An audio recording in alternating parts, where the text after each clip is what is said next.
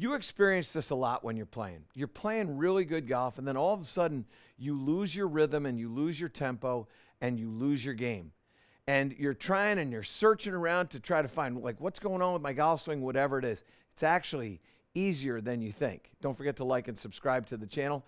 Tell your friends about what we've got going on over here. So here's the deal. The rhythm in your swing is found by motion prior to motion.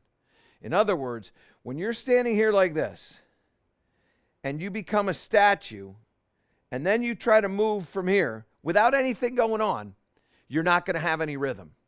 It takes some rhythm to create some rhythm. And so what you'll see from many of the very best players in the world is there's going to be some moving going on. There's a waggling of a club. There's a moving of some feet. There's a looking of a head. There's motion. And one of the best motions that helps my student, and I know it's going to help you, is a thing called a trigger. And what I like to do with a trigger is I like to have motion going in a forward direction to assist my players with having motion in a backward direction. So a trigger that you might see is somebody sitting here, looking up, and then bumping their hands forward like this. So bump forward and then move. A wonderful, wonderful trigger for you to get started is just having a forward press.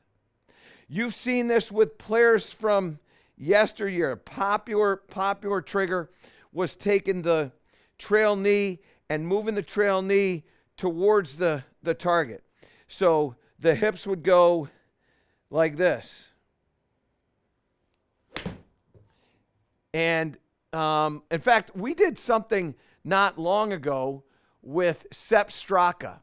And what he does when he's getting ready to swing is he does these little moves of forward and back to feel like he's getting some motion.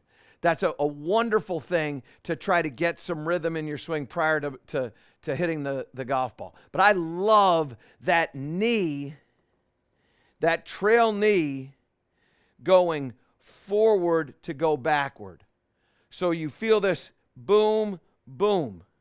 We see other players do little idiosyncrasies, right? They might get into the shot and then kind of bounce the club a little bit, maybe bounce the knees a little bit. Like you see sometimes players will get in here and they'll kind of drop down with their knees like this and then move into their motion. I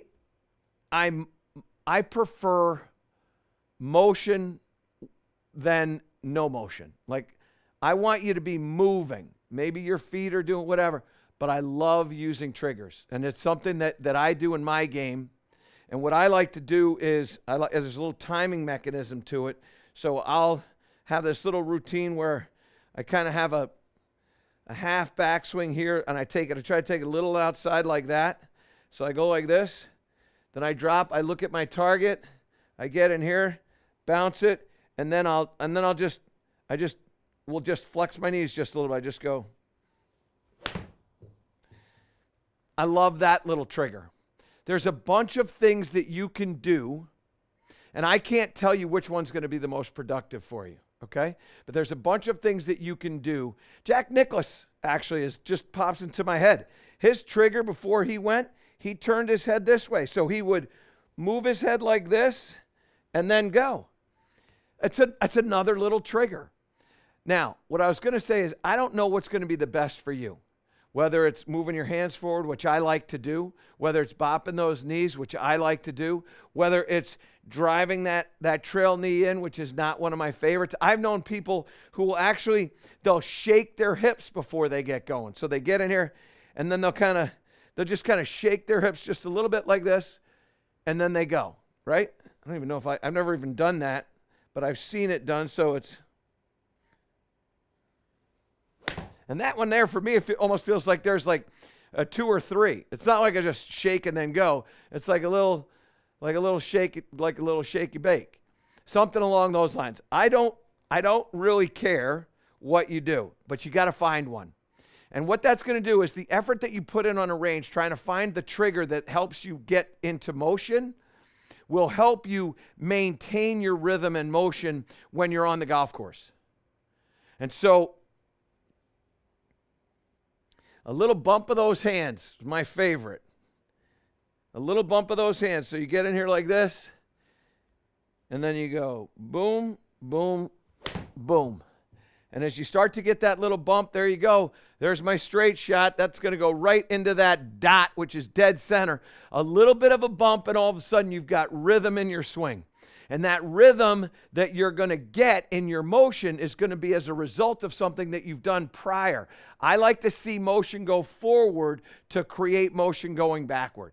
That's what I like to see. I don't want to see a motion going backward. Now, like Jack, he turned his head like this because he's left eye dominant. So it makes total sense for Jack Nicklaus.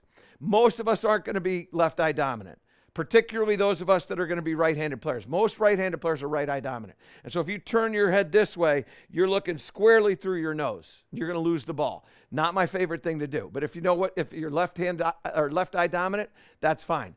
But what I want is I want something to go before you go. Something to move before you move. Let's turn this thing on.